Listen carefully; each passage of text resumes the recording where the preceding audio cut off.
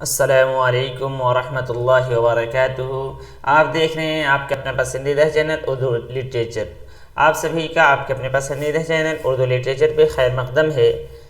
جیسا کہ آپ سبھی جانتے ہیں کہ یو پی جی آئی سی کا ایگزام بہت ہی قریب ہے، صرف 19 دن باقی رہ گئے ہیں اور مشغولیت دوسری بھی زیادہ ہے، لیکن ساتھیوں کے اصرار مسلسل ہو رہا ہے، اس لیے ہم ان 19 دنوں کے لیے ایک سلسلہ شروع کر رہے ہیں جس میں جہاں تک ممکن ہو سکے گا کوشش کیا جائے گا کہ آپ کو مواد فراہم کیا جائے اور کچھ سوالات وغیرہ بھی دیے جائیں تاکہ آپ کی تیاری یو پی جی آئی سی کی تیاری عمدہ سے عمدہ ہو سکے۔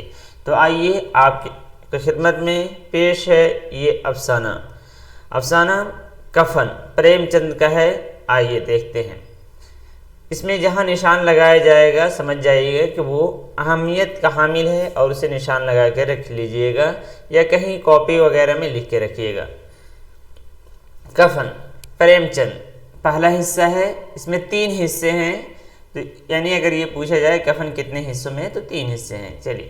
جھوپڑی کے دروازے پر باپ اور بیٹا دونوں ایک بجھے ہوئی الاؤ کے سامنے خاموش بیٹھے ہوئے تھے اور اندر بیٹے کی نوجوان بیوی بدھیا درد ذہ سے پچھاڑے کھا رہی تھی اور رہ رہ کر اس کے منہ سے ایسی دلخراش صدا نکلتی تھی کہ دونوں کلیجہ تھام لیتے تھے۔ جاڑوں کی رات تھی، فضا سناٹے میں غرق، سارا گاؤں تاریکی میں جذب ہو گیا تھا۔ گھیسو نے کہا، معلوم ہوتا ہے بچے گی نہیں، سارا دن تڑپتے تڑپتے ہو گیا، جاؤ دیکھ تو آ۔ مادھو دردناک لہجے میں بولا، مرنا ہی ہے تو جلدی مر جائے، مر کیوں نہیں جاتی، دیکھ کر کیا آؤں، تو بڑا بے درد ہے بے سال بھر جس کے ساتھ زندگی کا سکھ بھوگا اسی کے ساتھ اتنی بے وفائی، تم سے تو اس کا تڑپنا اور ہاتھ پاؤں پٹکنا نہیں دیکھا جاتا۔ چمار کا کنبہ تھا اور سارے گاؤں میں بدنام گھیسو، ایک دن کام کرتا تو 3 دن آرام۔ مادھو اتنا کام چور تھا کہ گھنٹے بھر کام کرتا تو گھنٹے بھر چلم پیتا، اس لیے اسے کوئی رکھتا ہی نہ تھا۔ گھر میں مٹھی بھر اناج بھی موجود ہو تو ان کے لیے کام کرنے کی قسم تھی۔ جب 2-1 فاقے ہو جاتے تو گھیسو درختوں پر چڑھ کر لکڑی توڑ لاتا اور مادھو بازار سے بیچ لاتا، اور جب تک 2 پیسے رہتے دونوں ادھر ادھر مارے پھرتے۔ جب فاقے کی نوبت آ جاتی تو پھر لکڑیاں توڑتے یا کوئی مزدوری تلاش کرتے۔ گاؤں میں کام کی کمی نہ تھی، کاشتکاروں کا گاؤں تھا، محنتی آدمی کے لیے 50 کام تھے، مگر ان دونوں کو لوگ اسی وقت بلاتے جب 2 آدمیوں سے 1 کا کام پا کر بھی قناعت کر لینے کے سوا اور کوئی چارہ نہ ہوتا۔ کاش دونوں سادھو ہوتے تو انہیں قناعت اور توکل کے لیے ضبط نفس کی مطلق ضرورت نہ ہوتی۔ یہ ان کی خلقی صفت تھی، عجیب زندگی تھی۔ ان کے گھر میں مٹی کے 2-4 برتنوں کے سوا کوئی اثاثہ نہیں، پھٹے چیتھڑوں سے اپنے اوریانی کو ڈھانکے ہوئے دنیا کے فکروں سے آزاد، قرض سے لدے ہوئے، گالیاں بھی کھاتے، مار بھی کھاتے، مگر کوئی غم نہیں، مسکین اتنے کہ وصولی کی مطلق امید نہ ہونے پر لوگ انہیں کچھ نہ کچھ قرض دے دیتے تھے۔ مٹر یا آلو کے فصل میں کھیتوں سے مٹر یا آلو اکھاڑ لاتے اور بھون بھون کر کھاتے یا 10-5 اونخ توڑ لاتے اور رات کو چوستے۔ گھیسو نے اسی زاہدانہ انداز میں 60 سال کی عمر کاٹ دی اور مادھو بھی سعادت مند بیٹے کی طرح باپ کے نقش قدم پر چل رہا تھا، بلکہ اس کا نام اور بھی روشن کر رہا تھا۔ تو گھیسو باپ، مادھو بیٹا، اس وقت بھی، اور ان کی بہو جو ہے بدھیا، یہ 3 نام یاد رکھیے، 2 کردار اور آئیں گے۔ اس وقت بھی دونوں الاؤ کے سامنے بیٹھے ہوئے آلو بھون رہے تھے جو کسی کے کھیت سے کھود لائے تھے۔ گھیسو کی بیوی کا تو مدت ہوئے انتقال ہو گیا تھا۔ مادھو کی شادی پچھلے سال ہوئی تھی۔ جب سے یہ عورت آئی تھی اس نے اس خاندان میں تمدن کی بنیاد ڈالی تھی۔ پسائی کر کے، گھاس چھیل کر وہ سیر بھر آٹے کا انتظام کر لیتی تھی اور دونوں بے غیرتوں کا دوزخ بھرتی رہتی تھی۔ جب سے وہ آئی یہ دونوں اور بھی آرام طلب اور آلسی ہو گئے تھے، بلکہ کچھ اکڑنے بھی لگے تھے۔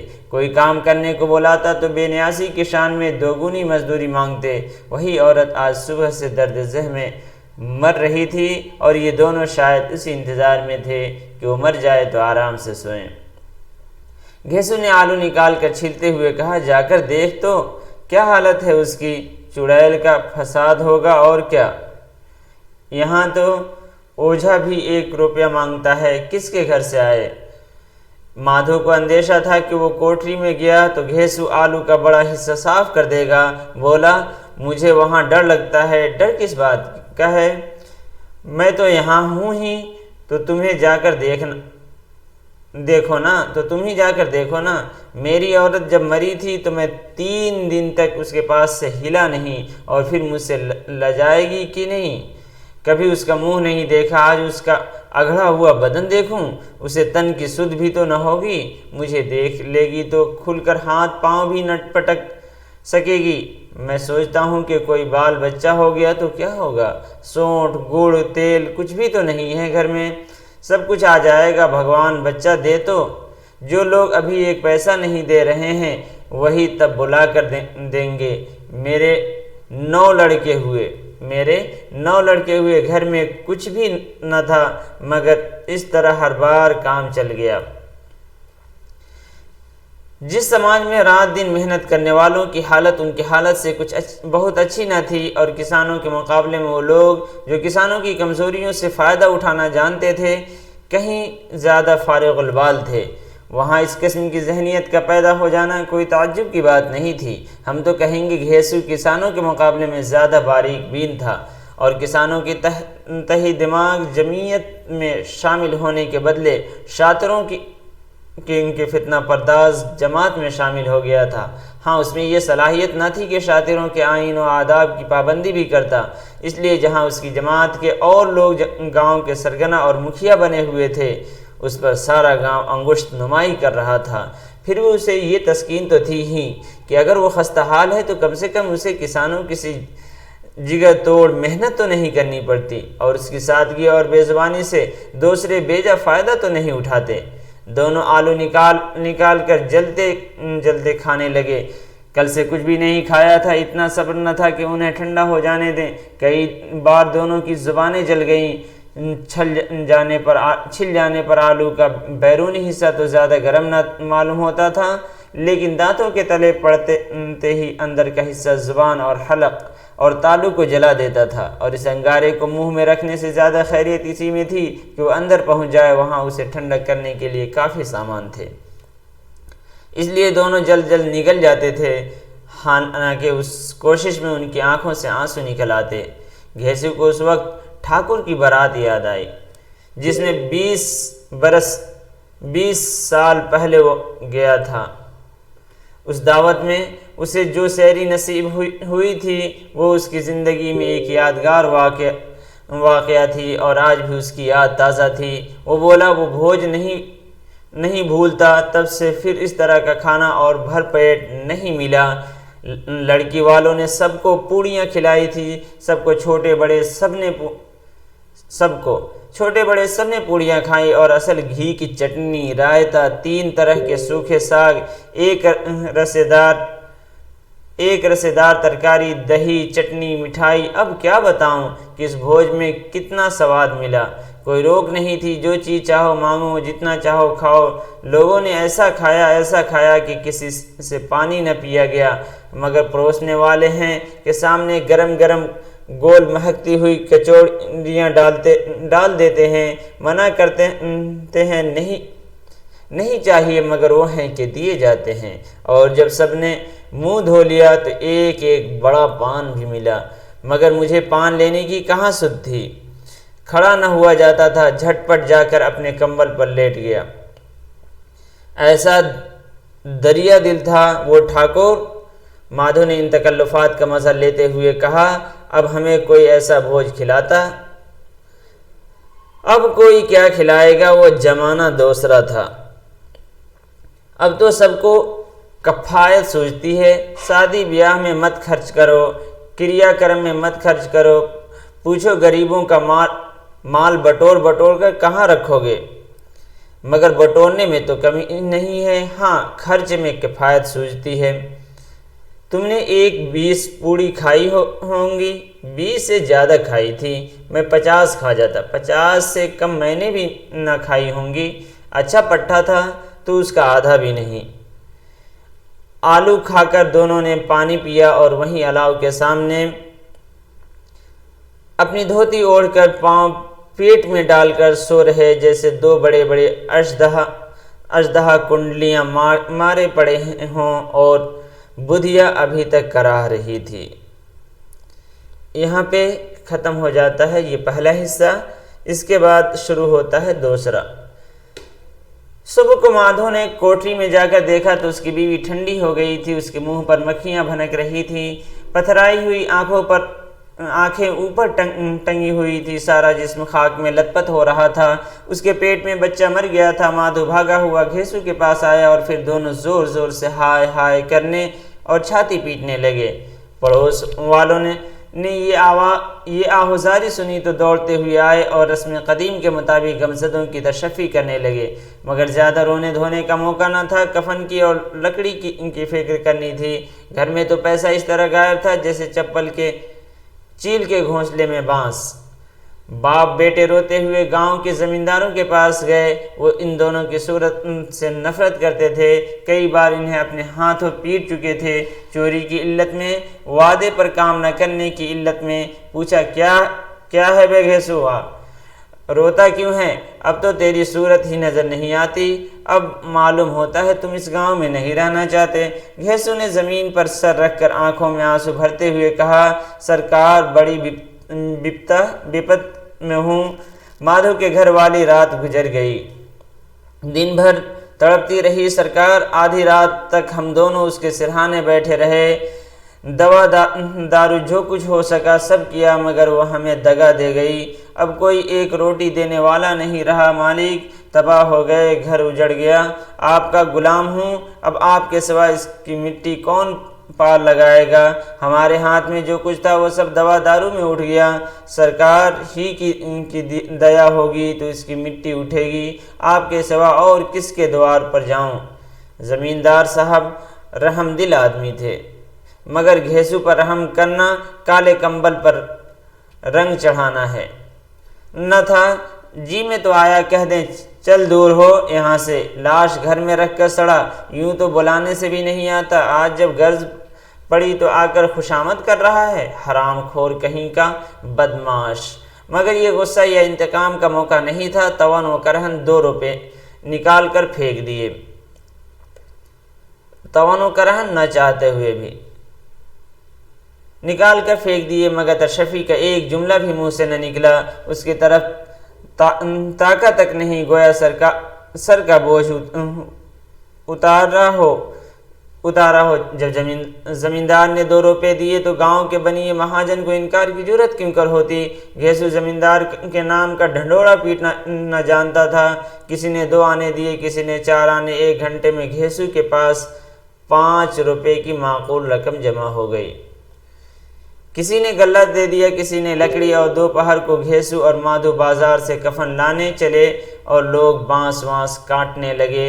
گاؤں کے رقیق القلب عورتیں آ کر لاش کو دیکھتی تھی اور اس کی بے بسی پر 2 بوند آنسو گرا کر چلی جاتی تھی۔ تیسرا حصہ۔ بازار میں پہنچ کر گھیسو بولا، لکڑی تو اسے جلانے بھر کی مل گئی ہے، کیوں مادھو؟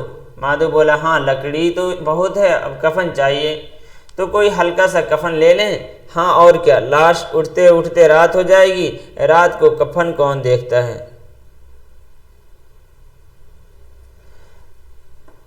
کون دیکھتا ہے؟ کیسا برا رواج ہے کہ جسے جیتے جی تن ڈھانکنے کو چیتھڑا نہ ملے اسے مرنے پر نیا کفن چاہیے۔ کفن لاش کے ساتھ جل ہی تو جاتا ہے، اور کیا رکھا رہتا ہے؟ یہی 5 روپے پہلے ملتے تو کچھ دوا دارو کرتے۔ دونوں ایک دوسرے کے ان کے دل کا ماجرا معنوی طور پر سمجھ رہے تھے۔ بازار میں ادھر ادھر گھومتے رہے، یہاں تک کہ شام ہو گئی۔ دونوں اتفاق سے یا عمدن ایک شراب خانے کے سامنے آ پہنچے اور گویا کسی طے شدہ فیصلے کے مطابق اندر گئے۔ وہاں ذرا دیر تک دونوں تذبذب کی حالت میں کھڑے رہے، پھر گھیسو نے ایک بوتل شراب لی، کچھ غزق لی اور دونوں برآمدے میں بیٹھ کر پینے لگے۔ کئی کجیاں پینے کے بعد دونوں سرور میں آ گئے۔ گھیسو بولا، کفن لگانے سے کیا ملتا ہے؟ آخر جل ہی تو جاتا ہے، کچھ بہو کے ساتھ تو نہ جاتا؟ مادھو آسمان کی طرف دیکھ کر بولا، گویا فرشتوں کو اپنی معصومیت کا یقین دلا رہا ہو۔ دنیا کا دستور ہے، یہی لوگ برہمنوں کو ہزاروں روپے کیوں دیتے ہیں؟ کون دیکھتا ہے پر لوک میں ملتا ہے یا نہیں؟ بڑے آدمیوں کے پاس دھن ہے، پھونکے، ہمارے پاس پھونکنے کو کیا ہے؟ لیکن لوگوں کو کیا جواب دو گے؟ لوگ پوچھیں گے کہ کفن کہاں ہے؟ گھیسو ہنسا، کہہ دیں گے کہ روپے کمر سے کھسک گئے، بہو ڈھونڈا ملے نہیں۔ مادھو بھی ہنسا، اس غیر متوقع خوش نصیبی پر قدرت کو اس طرح شکست دینے پر بولا، بڑی اچھی تھی، بیچاری مری بھی تو خوب کھلا پلا کر۔ آدھی بوتل سے زیادہ ختم ہو گئی۔ گھیسو نے 2 سیر پوریاں منگوائیں، گوشت اور سالن اور چٹپٹی کلیجیاں اور تلی ہوئی مچھلیاں۔ شراب خانے کے سامنے دکان تھی۔ مادھو لپک کر دو پتلیوں میں ساری چیزیں لے آیا۔ پورے 1.5 روپے خرچ ہو گئے، صرف تھوڑے سے پیسے بچ رہے۔ دونوں اس وقت شان سے بیٹھے ہوئے پوریاں کھا رہے تھے جیسے جنگل میں کوئی شیر اپنا شکار اڑا رہا ہو۔ نہ جواب دہی کا خوف تھا، نہ بدنامی کی فکر۔ ذوب کی ان مراحل کو انہوں نے بہت پہلے طے کر لیا تھا۔ گھیسو فلسفیانہ انداز میں بولا، ہماری آتما پرسن ہو رہی ہے تو کیا اسے پن نہ ہوگا؟ مادھو نے سر عقیدت جھکا کر تصدیق کی، ضرور سے ضرور ہوگا بھگوان، تم انتریامی یعنی علیم ہو، جاننے والے ہو، اسے بینکنٹھ لے جانا۔ ہم دونوں ہردے سے اسے دعا دے رہے ہیں۔ آج جو بھوجن ملا وہ کبھی عمر بھر نہ ملا تھا۔ ایک لمحے کے بعد مادھو کے دل میں ایک تشویش پیدا ہوئی۔ بولا، کیوں دادا، ہم لوگ بھی تو وہاں ایک نہ ایک دن جائیں گے ہی۔ گھیسو نے استفلانہ سوال کا کوئی جواب نہ دیا۔ مادھو کی طرف ملامت انداز سے دیکھا، جو وہاں ہم لوگوں سے پوچھے گی کہ تم ہمیں کفن کیوں نہ دیا تو کیا کہیں گے؟ کہیں گے تمہارا سر۔ پوچھے گی تو ضرور، تو کیسے جانتا ہے اسے کفن نہ ملے گا؟ مجھے گدھا سمجھتا ہے؟ میں 60 سال دنیا میں کیا گھاس کھوتا رہا ہوں؟ اس کو کفن ملے گا اور اس سے بہت اچھا ملے گا جو ہم دیتے۔ مادھو کو یقین نہ آیا، بولا، کون دے گا؟ روپے تو تم چٹ کر دیے۔ گھیسو تیز ہو گیا، میں کہتا ہوں اسے کفن ملے گا تو مانتا کیوں نہیں؟ کون دے گا بتاتے کیوں نہیں؟ وہی لوگ دیں گے جنہوں نے اب کی دیا۔ ہاں، وہ روپے ہمارے ہاتھ نہ آئیں گے، اور اگر کسی طرح آ جائیں تو پھر ہم اس طرح بیٹھے پیئیں گے اور کفن تیسری بار ملے گا۔ جوں اندھیرا بڑھتا تھا اور ستاروں کی چمک تیز ہوتی تھی، میخانے کی رونق بھی بڑھتی جاتی تھی۔ کوئی گاتا تھا، کوئی بہکتا تھا، کوئی اپنے رفیق کے گلے لپٹا جاتا تھا، کوئی اپنے دوست کے منہ سے ساگر لگائے دیتا تھا۔ وہاں کی فضا میں سرور تھا، ہوا میں نشہ، کتنے تو چلوں میں ہی الو ہو جاتے ہیں۔ یہاں آتے تھے تو صرف خود فراموشی کا مزہ لینے کے لیے۔ شراب سے زیادہ یہاں کی ہوا سے مسرور ہوتے تھے۔ زیست کی بلا یہاں کھینچ لاتی تھی اور کچھ دیر کے لیے وہ بھول جاتے تھے کہ وہ زندہ ہیں یا مردہ ہیں یا زندہ درگور ہیں، اور یہ دونوں باپ بیٹے اب بھی مزے لے کے چسکیاں لے رہے تھے۔ سب کی نگاہیں ان کی طرف جمی ہوئی تھی۔ کتنے خوش نصیب ہیں، دونوں پوری بوتل بیچ میں ہے۔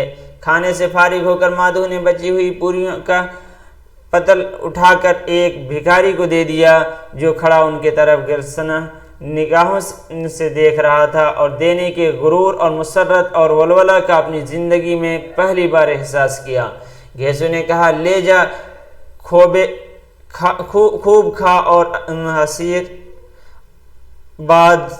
آشیرواد دے۔ جس کی کمائی تھی وہ تو مر گئی، مگر تیرا آشیرواد اسے ضرور پہنچ جائے گا۔ روئیں روئیں سے آشیرواد دے، بڑی گاڑھی کمائی کے پیسے ہیں۔ مادھو نے پھر آسمان کی طرف دیکھ کر کہا، وہ بیکنٹھ میں جائے گی، دادا بیکنٹھ کی رانی بنے گی۔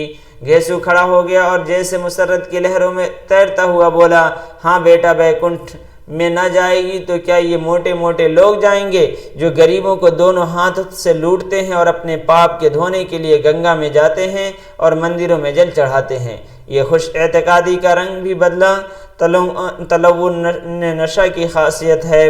یاس اور غم کا دورہ ہوا۔ مادھو بولا، مگر دادا بیچاری نے زندگی میں بڑا دکھ بھوگا، مری بھی کتنا دکھ جھیل کر وہ اپنی آنکھوں پر ہاتھ رکھ کر رونے لگا۔ گھیسو نے سمجھایا، کیوں روتا ہے بیٹا؟ خوش ہو کہ وہ مایا جال سے مکت ہو گئی۔ یہ عبارت آ سکتی ہے کہ وہ مایا جال سے مکت ہو گئی، جنجال سے چھوٹ گئی۔ بڑی بھگوان تھی جو اتنی جلد مایا کے موہ کی بندھن توڑ دیے، اور دونوں وہیں کھڑے ہو کر گانے لگے، ٹھگنی کیوں نیا جھمکاوے ٹھگنی۔ سارا میخانہ محو تماشا تھا اور یہ دونوں مہکش مخمور محویت کے عالم میں گائے جاتے تھے۔ پھر دونوں ناچنے لگے، اچھلے بھی، کودے بھی، گرے بھی، مٹکے بھی، بھاؤ بھی بتائے اور آخر نشے سے بدمست ہو کر وہیں گر پڑے۔ اس طرح یہ ختم ہوتا ہے۔ اور اگر دوبارہ سننا ہو تو کوشش یہ کریں کہ اسپیڈ بڑھا دیں، تھوڑا آہستہ آہستہ سے اسے پیش کیا گیا ہے۔ چلیے دیجیے اجازت، اللہ حافظ۔